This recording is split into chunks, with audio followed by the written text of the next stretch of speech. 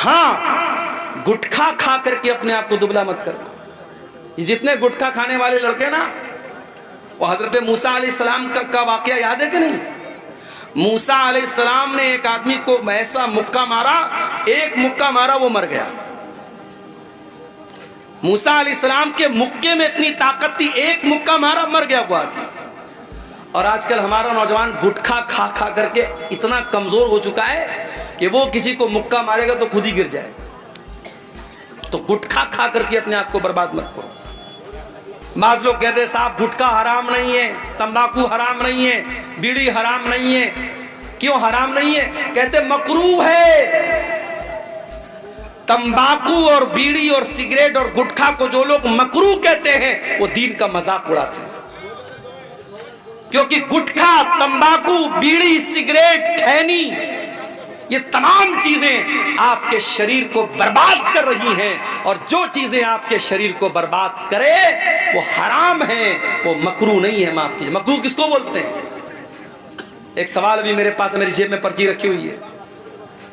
एक साहब ने सवाल किया, मौलवी साहब जरा इस मसले को बयान कर दीजिएगा कि एक आदमी जंगिया पहनकर और गमछा रख करके साल की साल नमाज पढ़ाता है और मसला बयान करता है कि नमाज हो जाएगी। देखो, नमाज हो जाएगी एक अलग मसला है, और नमाज उसी हालत में पढ़नी चाहिए अलग मसला है। नमाज आप जब पढ़े तो बेहतरीन लिबास में पढ़ें। जो लिबास आप इज्जतदार का जो लिबास है, जो आप कहीं जाते हैं जो लिबास पहन के जाते हैं, वो लिबास आप पहन करके नमाज पढ़ें। किसी के यहाँ शादी में जाना हो, आप जंगिया पहन के और गमछा रख करके जाएंगे क्या? नहीं जाएंगे आप। प्रधान जी अपने घर पे आपको बुलाएंगे, आप बेहतरीन सफेद कुर्ता पैजामा पहनकर, खुशबू लगाकर, तेल लगा करके सच संवर के जाएंगे? जाएंगे क्या आप जंगिया पहनकर और गमछा रख करके? नमाज पढ़ने जा रहे हो, अल्लाह की इबादत करने जा रहे हो और गमछा रख करके और जंगिया पहन करके नमाज पढ़ रहे हो, ये मुनासिब नहीं है मेरे भाई। मकरूह उस अमल को कहते हैं जो मुस्तहब के खिलाफ हो। मिसाल के तौर पर मस्जिद में आप जाते हैं, मुस्तहब यह है कि पहले दाहिना पैर अंदर डालें और फिर बायां पैर अंदर डालें, और मकरूह यह है कि आप पहले बायां डालें और बाद में दायां डालें। यह मकरूह है। जो चीज हराम है, सिगरेट, बीड़ी, तंबाकू, ये सब चीजें हराम है, ये मकरूह नहीं है, माफ कीजिएगा। अब्दुल्लाह बिन मसूद रज़ी अल्लाह ताला अन्हु बहुत दुबले पतले थे। एक बार वो पेड़ पे चढ़ करके मिसवाक तोड़ रहे थे। इतने दुबले पतले थे कि उनकी पतली पतली टांगे हवा में लहरा रही थी, और सहाबे किराम देख करके हंस रहे थे कि देखो अब्दुल्ला की टांगे कितनी पतली पतली हैं। अल्लाह के नबी ने पूछा क्यों हंस रहे हो? कहा अल्लाह के नबी जरा देखिए अब्दुल्ला की टांगे कितनी पतली पतली। आपने फरमाया कि तुम अब्दुल्ला की टांगों को पतला समझ करके मजाक उड़ा रहे हो। लहुमा अस्कलानी अलल मीज़ान मिन उहुद, अल्लाह की कसम अब्दुल्ला की ये पतली पतली टांग कयामत के दिन तराजू के ऊपर उहुद पहाड़ से ज्यादा वजनदार होंगी। अल्लाह के आपका कैरेक्टर तौला जाएगा, आपका ईमान तौला जाएगा, आपका अमल तौला जाएगा। अगर आप फिजिकली कमजोर भी हैं मेरे भाइयों, अल्लाह के इसकी वैल्यू नहीं।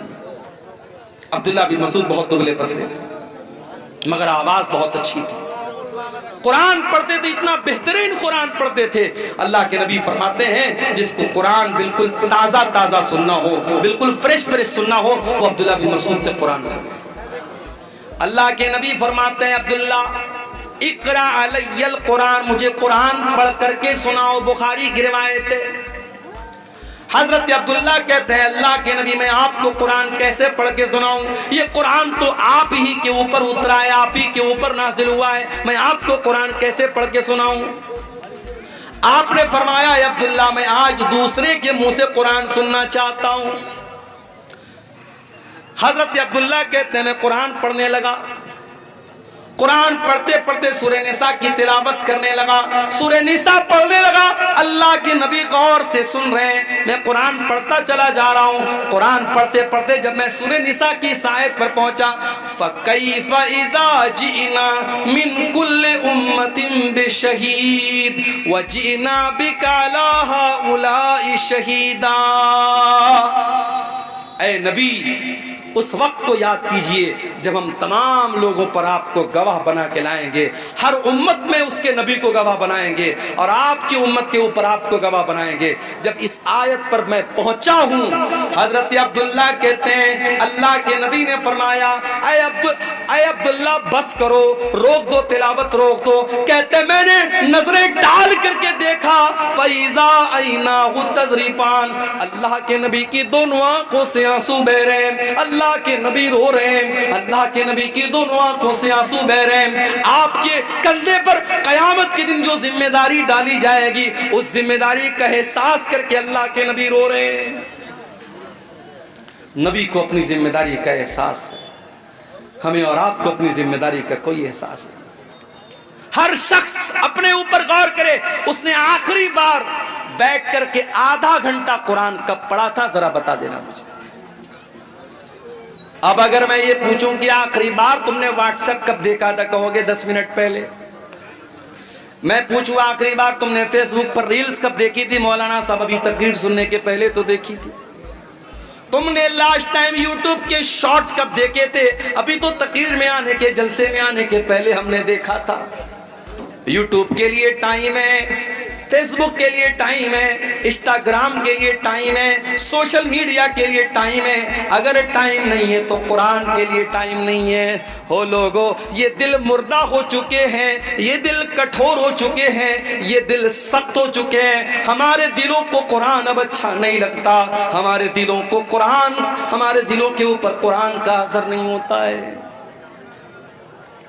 अरे हमारे दिल की क्या हैसियत है, हमारा दिल तो गोश्त पोस्त का बना हुआ मुलायम सा दिल होता है। कभी बकरा खस्सी ज़बा करते हैं आप, या बड़ा जानवर आप ज़बा करते हैं, देखा होगा आपने दिल कितना बड़ा होता है, दिल की क्या हैसियत होती है। हमारा दिल तो गोश्त पोस्त का मामूली बना हुआ दिल है। अल्लाह कुरान में कहता है, कुरान के 28वें पारे में कहता है, सूरे हश्र की आयत नंबर 21 में कहता है, लौ अंज़लना हाज़ल कुरान अला जबलिन लरअयतहु खाशियम मुतसद्दिअम मिन खशियतिल्लाह। ओ लोगो, इस कुरान को हमने किसी पहाड़ के ऊपर भी उतारा होता तो पहाड़ भी अल्लाह के खौफ से रेजा रेजा हो जाता, पहाड़ भी अल्लाह के खौफ से चूर चूर हो जाता, पहाड़ भी कुरान को सहन न कर पाता। ये कुरान इतनी ताकतवर किताब है, इतनी पावरफुल किताब है। व तिलकल अमसालु नदरिबु लिन्नासि लअल्लहुम यतफक्करून। ओ लोगो, तुम्हारा परवरदिगार मिसालें बयान कर रहा है, तुम गौर क्यों नहीं करते?